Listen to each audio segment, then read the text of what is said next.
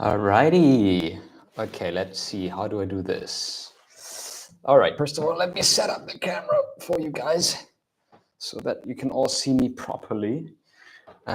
As it is close to Christmas, I have set up a Christmas setup for you guys. Alrighty. And one of the problems is I have put a certain other live stream, but that would have required me to have a streaming software, which I don't have. So it's changed a little bit onto this stream now, which might mean that some of you come in a little bit later and might have a little bit of a delay. But that's all right, I think. If you can hear me, then let me know if you can. If you can't hear me, then also let me know. And then we need to do a little bit of a different setup. But I think this should work nicely now. Alrighty. So yeah, if you guys can hear me, then let me know in the comments very quickly. Also, let me know in the comments if you have specific questions for a live event today. I know that I had to switch because on the one stream that I had created, let me see whether I can also put the light on. Ooh, yeah, that's better, right? A little bit better with the light. Yeah, a little bit of a Christmassy setup here. My wife and I, we put up the tree last Saturday. We bought a nice tree here in Berlin and we set it up on Saturday. And this year, we are going to be spending Christmas not at my family's place in the south of Germany, but actually we're going to be spending Christmas here in Berlin. We're going to have a quiet Christmas, and I'm really sure that's going to be nice. Today in the Q&A, I want to talk to you guys a little bit about the different root causes of tinnitus. What causes tinnitus? What are the different factors of why someone might be experiencing tinnitus? And when I look over a little bit weirdly, it is because I am looking at maybe any of the questions or whether you guys put any comments in there. Please quickly let me know whether you can hear me well, because if after the stream I realize that the audio was not good, then everyone who wants to rewatch the stream is going to have a difficult audio. So please quickly let me know in the chat if the audio is fine. If you could, anyone who's already watching, that'd be fantastic. Is the audio okay? Can you hear me fine? Yeah? All right. Well, okay. Anyways, you are also welcome to, of course, put your question in the chat when you do. All right, loud and clear. Thank you very much. Thanks to Dr. No for loud and clear. And as I said, also please in the comments, if you have comments or questions about anything that we're going to be talking about today, you are happy and welcome to leave them, and I will be answering them one by one.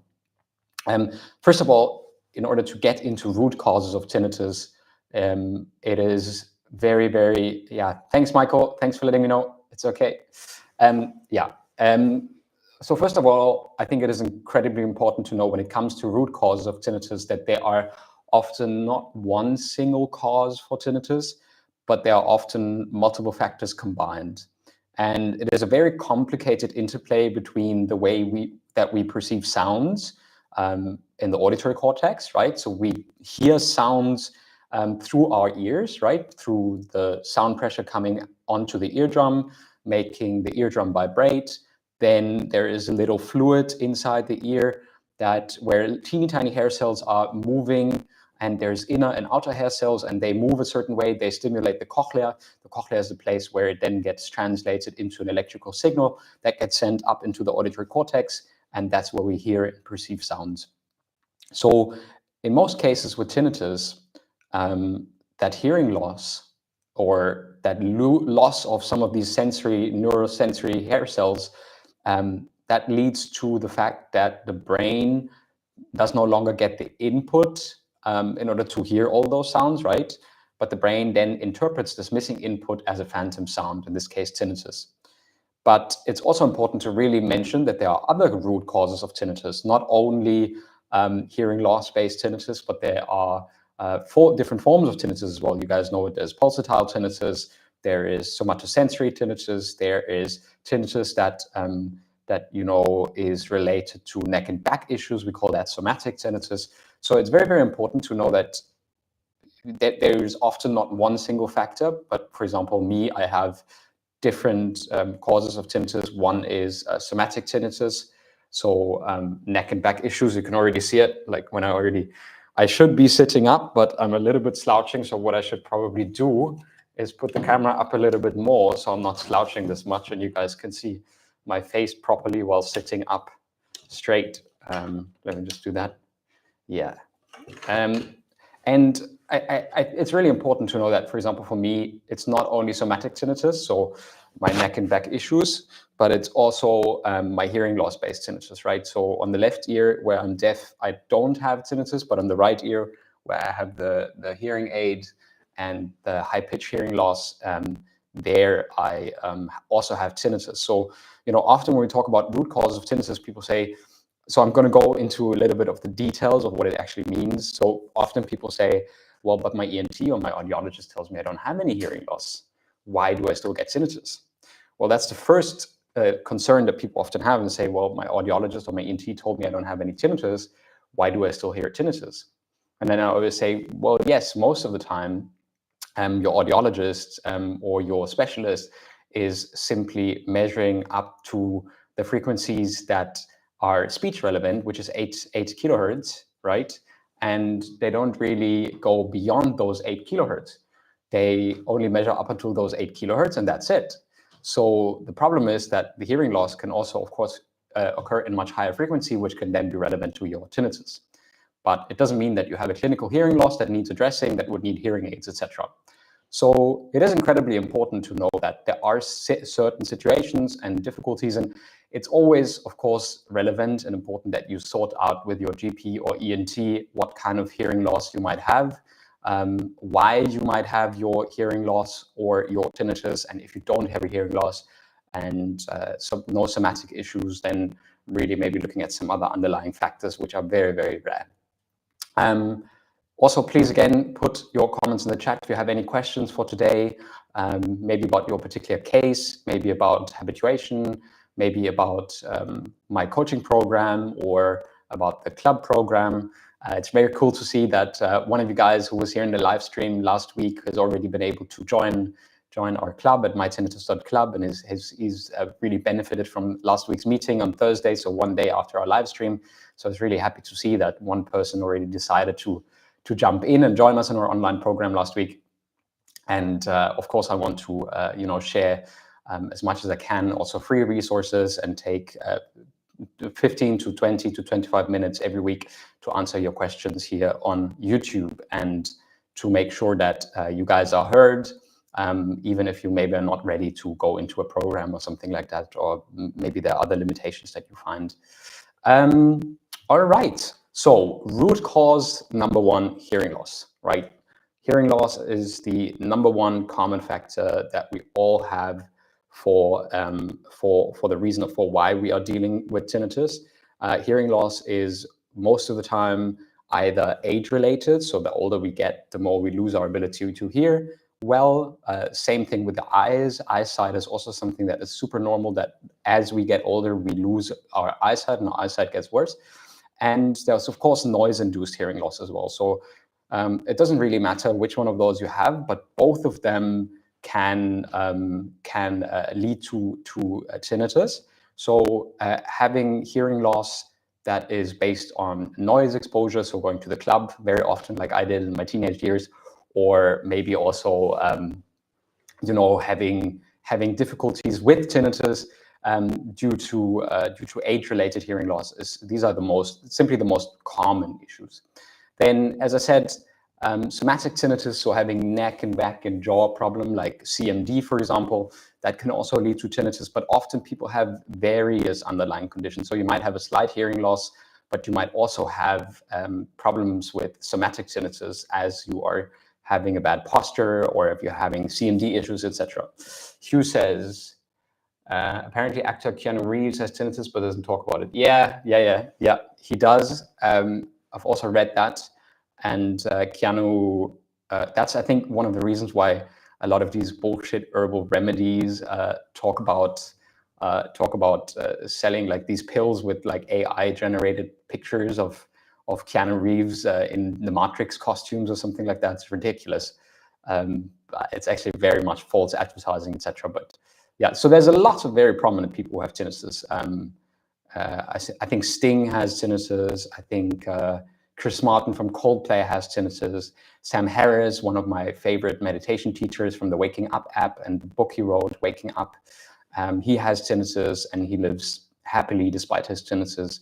I have tinnitus. I'm deaf on one ear. I have very severe hearing loss and not very severe, but I have relatively severe, mild to severe hearing loss in that one remaining ear that I have. And all of these people maybe don't talk as much about it, but it's always like, I think I'm making this comparison. If you know how to swim, you know how to swim, then not being able to swim doesn't bother you that much anymore, right? And with tinnitus is the same. If you are habituated and you lived your life without, being bothered by tinnitus, then you don't really talk often about tinnitus when it doesn't concern you. At least I think that would be it for me. If I wouldn't be doing what I do, then probably very likely I wouldn't talk much about my tinnitus, right? Because I simply not very important for me on a day-to-day basis. But I do, and that's why I talk a lot about my tinnitus, and that's also why I created this YouTube channel, which it's been growing immensely over the last few weeks. We are over 10,000 people on this channel now. It is absolutely crazy.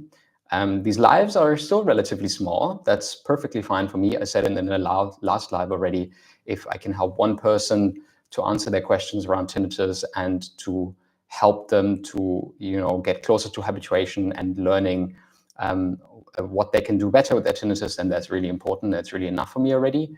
And I also want to distance myself from other solutions out there that maybe send you a pair of expensive hearing aids or tell you to do certain things and then you get rid of your tinnitus. And I don't really believe in that.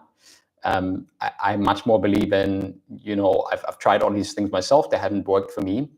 And I've been working with acceptance and commitment therapy for so long, and having seen so many people habituate, meaning that, they still have tinnitus, but they're 0% bothered by it. And trust me, they have tried everything as well before. So often before people come to join my program or to do coaching with me, they have, of course, tried pretty much everything to get rid of their tinnitus. And right, it's totally natural. And well, you should, right? Because it's very important for you to try and save yourself. But going back to the root causes and going back to habituation, the one universal nice thing is that you can try everything to remediate your tinnitus, to get better with it, to if you have somatic tinnitus, you really work with stretching exercises, a physiotherapist, cranial sacral therapy, and there's fantastic people out there who do fantastic work in these spaces.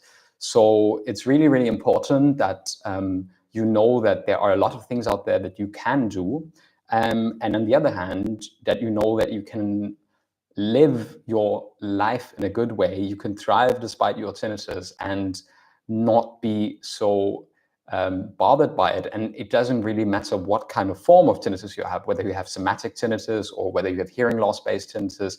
I always say if you're human and if you have brain, you can pass tinnitus and you can habituate. So this is the one nice thing about tinnitus habituation, where I think it doesn't really matter the level. Of course, like when it fluctuates a lot or when the level is perceived as very intense, very high, then it might be a little bit more difficult for you to really habituate to it. But in general, it is really possible for everyone to habituate, no matter what the underlying causal link for their tinnitus is. Of course, right, I'm not a doctor, so within the realms of having gone to the ENT or the GP or the audiologist to make sure that there's nothing dangerous. All right, let's see what she was saying. Yes, Sylvester Stallone made a film, Copland and Martinez. Oh, look at that.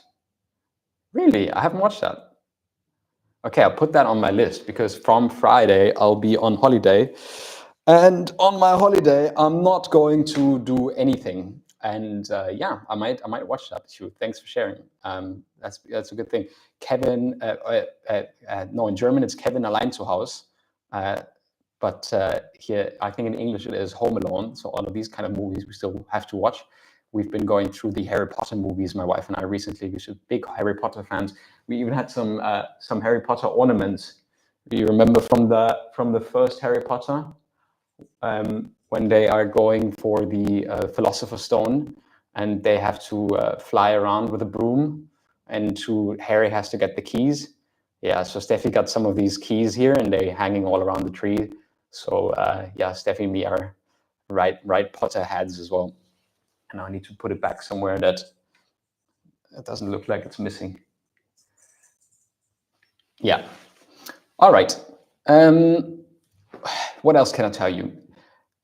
I can tell you that, you know, no matter what your root cause for your tinnitus is, and there might be several other ones, there's even more ones that factor into everything. We always say stress can cause tinnitus as well, which is not entirely true. Stress often exacerbates tinnitus, but it's not really the only causal factor. So it might be that you have been dealing with some hearing loss and some, you know, neck and back tension, etc. And therefore your tinnitus is more tense, and then you get stressed out as well, and that increases your tinnitus even further. So it's not really true that stress in and of itself is causing your tinnitus, but it is simply the already existing underlying condition which then worsens your tinnitus through the stress. And stress is simply the state where your amygdala is in high alert all the time anyways. So you are pumping out all this adrenaline and cortisol, etc. And then, of course, it is even more difficult for your brain to you know, be calm and composed. And there are other very, very limited evidence that suggests that, you know, in rare causes, tinnitus can be caused by certain medications or by bad forms of diet. But if you are relatively fit and healthy, and you have a relatively balanced diet, and you do a little bit of sports here and there, then, you know, it's not so helpful if you don't really have allergic reactions to a lot of foods and stuff, to go around for years to check every single food, or to stop drinking coffee and, you know, doing all of these things. If you know, for example, fair enough, that coffee always spikes your tinnitus and you prefer to not have the spike, then fair enough, leave the coffee out. I haven't been drinking coffee this year because of my anxiety disorder. So therefore I just stopped drinking coffee this year. And also I've been really, like today I talked to my therapist about it, and I asked him, like, you know, like for me, it's a little bit difficult to share this on the live, because I always have the ideas like, what do people think? Like, a coach that is going through burnout and depression, is he going to be a good coach? Will he have the availability to, you know, really be there for me, etc.? And I always say, like, well, I believe that I can help someone else to go what they're going through, to, you know, empathize with it, and you know, on the other hand, it makes me a lot more connected to suffering, and I understand suffering on a much deeper level. So I believe that, first of all, while with sharing my story, I can hopefully help other people prevent or get better with their own stories with burnout depression, and if they have them. And also, I mean, I might not be struggling with my tinnitus anymore, but I'm struggling with other things, and it is normal and human to struggle. So therefore, if I share my story, I think that is a position of strength and not weakness. So I hope that in order to be able to also include you guys in my recovery process, and to tell you a little bit about my story this year, I can inspire you guys to say, like, look, no one's perfect. We're all struggling, and that's absolutely okay and normal. And it is how you tackle things and how proactive you become about them, and that will, you know, define whether you will manage to habituate and get better and overcome also your root causes, no matter what they might be for your tinnitus, right? And yeah, that's the reason why I believe, yeah, some people might think like, oh, what am I going to do with this guy if he's struggling himself? But I don't see it that way at all. And one of the first things that one of the doctors in the clinic said, like, you can be a fantastic tinnitus coach and be dealing with burnout and depression this year. Those are not two things that exclude themselves. It just means that you have a very vast capacity to understand and to be compassionate with yourself and with others. And that really made sense for me, and that really resonated with me. So I can say now that it's been a very tricky and difficult year for me, but it's also been a very rewarding and good year for me as well. And from a tinnitus perspective, I can say that, yeah, we've never had as many members inside the club and as many members attending our meetings, and as many people on the coaching waiting list waiting for a slot to be able to get onto the coaching program. So while it's been a difficult year for me personally, for the business, or the business, what do you call it, business? The tinnitus program that we have, and from that perspective of how many people we've been able to help with quality and individual care, not like one size fits all solutions with like certain apps and where you watch videos, but with a carefully crafted community, a space that you can think of like a bonfire for the weekend where everyone comes together and shares stories and insights, and people supporting and helping each other with their tinnitus journey and their problems. That's much more what I can say that I'm proud of. It's not an app, not just another app where you sit down and you consume your tinnitus courses and you watch videos and telling you what to think about tinnitus and stuff like that. No, we have that as well, of course, right? It's important that you're able to have these self-learning things and to get into acceptance and commitment therapy, and why it is so useful to help your brain deprioritize tinnitus and get better on your path to habituation. But what everyone says is the really, really, really good stuff is when people are able to come into the weekly live meetings and to go into this group atmosphere. And I don't claim to have all knowledge, right? I'm just someone finding out stuff as well. I have a little bit of knowledge after working with 500 people over the last 5 years in tinnitus coaching, but I don't have all the knowledge. So if we come together in a group live call, here in YouTube it's a little bit limited. And again, I have another few minutes and then I'm going off to see a friend this afternoon that I haven't seen in a while. So if you have any questions left, then just shoot them into the chat, and I'll be doing a round of Q&A now, if you want. I'm going to round off a little bit my talk about the root causes of tinnitus, and I wanted to invite you guys. Of course, I have created, and let me just quickly put that here into the chat. Sorry for this. I have a link that I have curated for you guys. If you want to, you can check out. I've built a little bit of a digital relief package where we have the long forms of sound therapy on my channel for sleep, for example. I know that sometimes you get interrupted because there's ads and stuff on the channel. That's something that YouTube then does, because I get a little bit of revenue from ads, not much at this point, but a little bit. So I've combined this into a digital relief package. So if you click on the link, you will see that also in the description, and you will be able to purchase this relief package. It's about $10, $9 something, and there'll be a habituation roadmap to show you what you can do to get towards habituation, how to use acceptance and commitment therapy for it. There'll be 2 very long videos introducing you to it, like 15 to 20 minutes long each. And then there will be the sound therapy files of like 10 hours of rain or waterfalls or white noise, etc. As well as with worksheets and exercises that I share with my coaching clients as well. So that's something that I wanted to prepare over the last few weeks for Christmas as well for you guys. So if you want to check it out, just go to the link in all of my descriptions here on YouTube. There is this digital tinnitus relief package where you can start your habituation journey for, $10, quite a cheap price. If you're not ready to do that, there's also a link for the 4-day email course. There'll be 4 emails that I send to you on a daily basis where you can, learn a little bit more about my program, about my story, etc. That might be interesting for you. And then finally, we have our Christmas party tomorrow in the club. That'll be quite nice. I can show you if you guys want. And let me see what I can show you guys. Yeah, lovely. So we have our Christmas party tomorrow at 7 p.m. Berlin time, and then we're going again with accountability check-in. So accountability check-in is something that we do every 2 weeks, where people become accountable to their habituation goals and where you have your problems, and then we set goals for the next 2 weeks, and then we check in 2 weeks later how you have been doing with your goals. And then the Christmas party here, we have a little bit of a fun Christmas party with everyone together, which is just a little bit of a games and getting together space.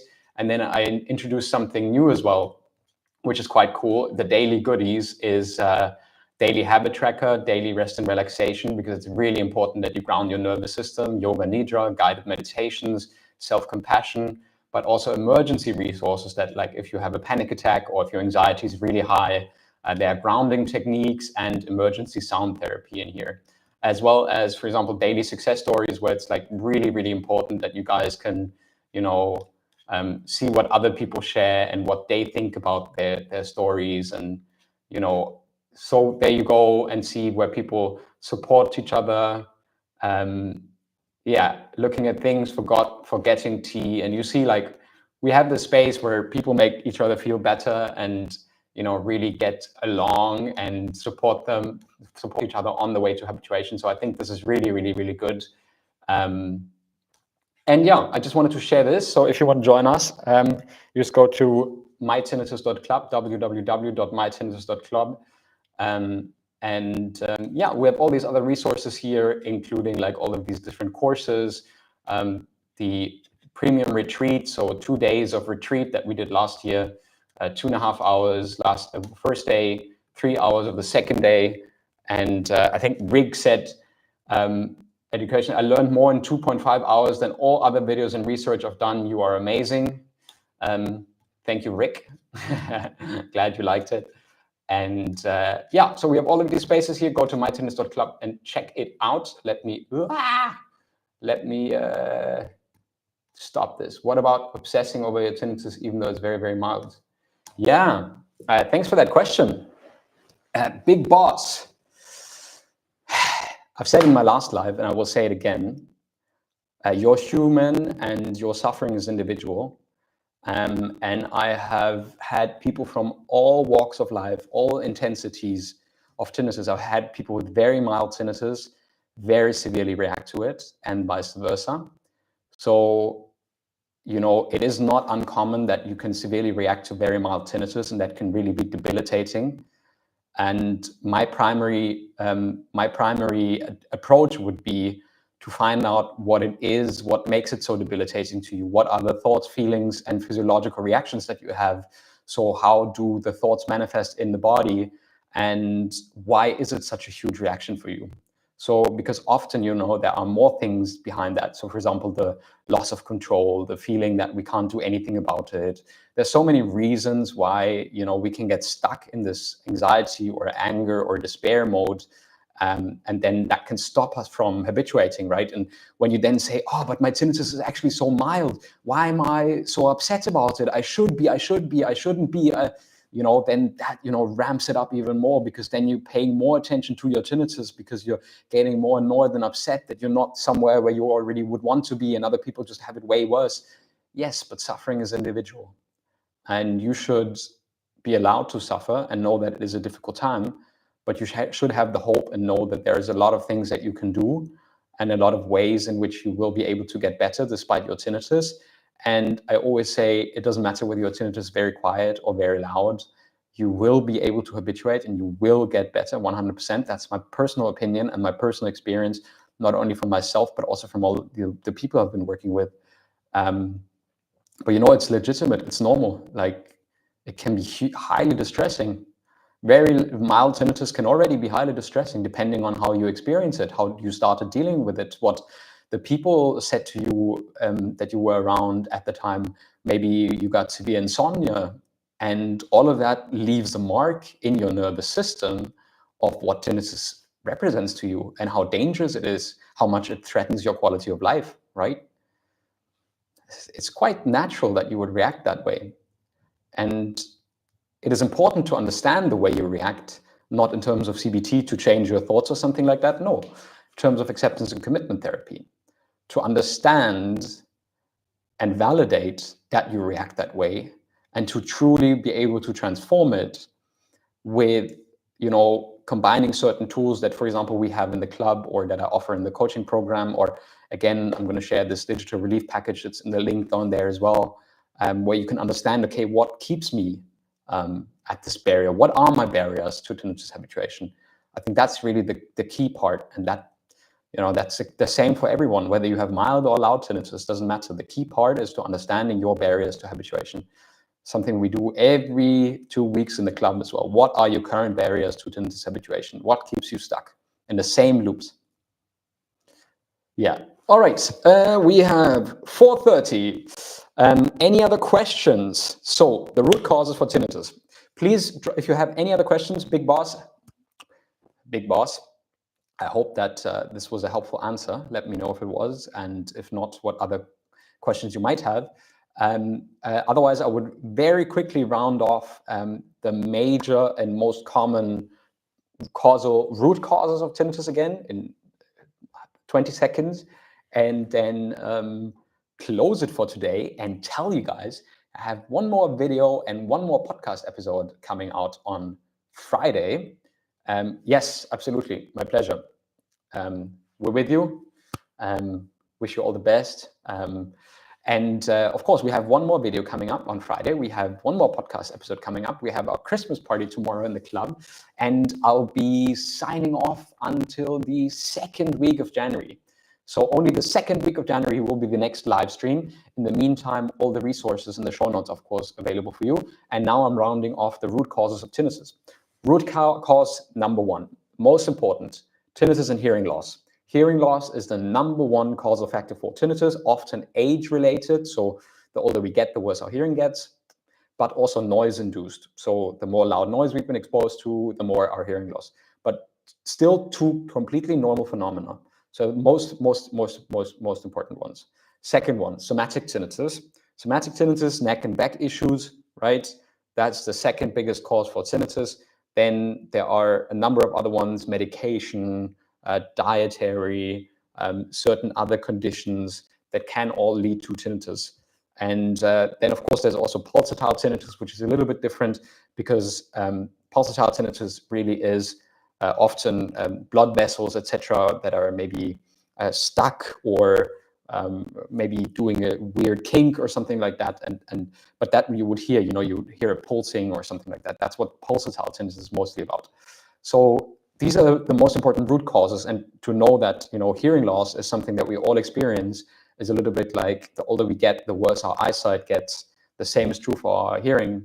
So to know that this is absolutely normal that we do get noise-induced hearing loss. It's important to protect our hearing to a certain extent, and then to also know that it is absolutely normal to be suffering from that. But then one further step to know that no matter whether you're doing with somatic tinnitus, noise-induced tinnitus, pulsatile tinnitus, any kind of tinnitus you can habituate to, and you can get better. And I have proven that with so many people, and I can prove it with you guys too. So yeah, alrighty. Little Christmas live here today. I hope it's been useful for you guys. I want to say that I'm very grateful for all the new subscribers and all the new members on this channel. I hope that all of these videos, over nearly 400 videos already on my channel, can bring insight and relief to all of you guys out there with tinnitus and your difficult journeys with tinnitus, to know that my personal journey with tinnitus was also quite a difficult one, but it was something that is very, very dear to me, that I think all of us have the desire and also the true wish to habituate and get better with tinnitus. Yeah, no matter the cause, T is T. Well, yes and no. So tinnitus is tinnitus. If you say you only had somatic tinnitus and there is no hearing loss involved, then surely if you just get rid of your neck and back problems, then your tinnitus might be greatly, drastically reduced or even gone. If we eventually will be able to address hearing loss properly and regenerate hearing stem cells, then we might also be able to greatly reduce tinnitus. These are still trials that are being tested for safety and efficacy. regenerating the hearing. So no, T is not T, but everyone can habituate to T. And you know, if you've established what form of T you have and you've tried different treatment modalities and they have worked, then it's likely that you have one certain form is more dominant than the other. But as I say, it is often a combination of forms. People often deal with different forms of tinnitus with other causal factors such as stress or somatic tinnitus. So partly noise-induced hearing loss, stress, and etc. Yeah. All right. Blago's question. Blago, we're so sad to see you leave the club. Only a couple of weeks in there. We would have loved to have you in the meetings.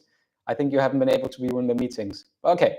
I'll answer your question here. What's your opinion on linear device and Dr. Susan Shaw's research, bimodal neuromodulation for tinnitus treatment? Linear, I cannot say too much about it because some of the studies suggest that it can be safe and effective for some people. Other people argue that the studies are a little bit self-proclaiming, as you could say, but you know, that's you know, everyone can interpret that in their own ways. I've had people from both sides. I've had people benefit from it, and I've had people not benefiting so much. In the end, what you need to understand is that that is also not a complete fix for everyone. Even bimodal neuromodulation is supposed to regulate the way you respond to tinnitus. It's supposed to help you your brain not see tinnitus as a threat anymore. It's not eliminating tinnitus. So, you know, stimulating the tongue and at the same time playing sound is teaching your brain that experiencing sounds is something is something normal, right? And therefore to, you know, dial down the reaction that you have to tinnitus. And as I understand it, that is true for Susan Shaw's device as well as for the linear. And even the same for acceptance and commitment therapy, my coaching and the community program that we have. So in essence, I think, yes, you can achieve these results. And I've had people with mixed results, but that's probably also logical. Well, why have I had more people with mixed results? Well, because when it fails, people go to other modalities that can still help them, which would be us, right? So it's quite normal. And the people who have had great success stories with those devices, they don't technically come back, right? To have more questions or to, you know, to get more. All right, Marius, there's a crackling noise in the sound, no matter the cause. There's a crackling noise in the sound. Yeah, I mean, a lot of people get that. There might be often with noise exposure and hyperacusis. Sometimes people have Eustachian tube dysfunction. That's also a cause of tinnitus, very rare. That you know, your Eustachian tubes don't work properly and there's poppings and cracklings. Then you might want to check with your ENT to see whether there's any obstruction, fluid in the ear, or a lot of wax buildup, etc. That's very important. In the video. Oh, is it still crackling? Oh, sorry. Still crackling? Is it the microphone? Is it better now? I hope it is better. Ah, man. I hope it wasn't too much. Otherwise, people will probably not watch the replay of this live stream. Pink noise apparently helps hyperacusis improve. Yeah, sound therapy can help some people. Doesn't always have to, but it can help people. All right, guys, I'm gonna go sign off if there's not more questions. I hope that this was a useful live for all of you. As I said before, I want to wish you all a Merry, Merry Christmas. Remember that we are here for you. On every single video, there are links, free and a coaching program or other links that you can consult in order to get better with your tinnitus. And yeah, I wish you guys, you know, probably not a silent night, but a quiet and relaxing time. And I've talked about why silence is possible even with tinnitus. And I fully and truly believe so. So make sure you check out that video as well on the channel. And I'm going to be signing off until the second week of January, which is when I will be back for another live. Yeah. Yeah, Marius, there is a thing that YouTube only allows a comment every 30 seconds. So if you post a comment all the time, then it won't be showing. So only every 30 seconds people are able to comment. That's a setting from YouTube, apparently. But Marius, just send me an email, frida@outeringtinnitus.com, and I will make sure to answer that question. Let me put it in the chat. You can send me an email with your question. .com. There you go. Now you have my email. Shoot me an email. Ask me the questions that you still have, and I'll be wanting to get back to you before Friday, because then I'm signing off for Christmas and for a hopefully well-deserved holiday break. Okay.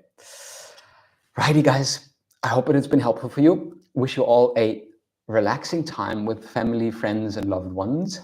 Tinnitus is there to go, come with you, and don't let yourself get beat down because of your tinnitus. It's not worth it. And I'll see you in the next year. Thank you, everyone. Bye-bye.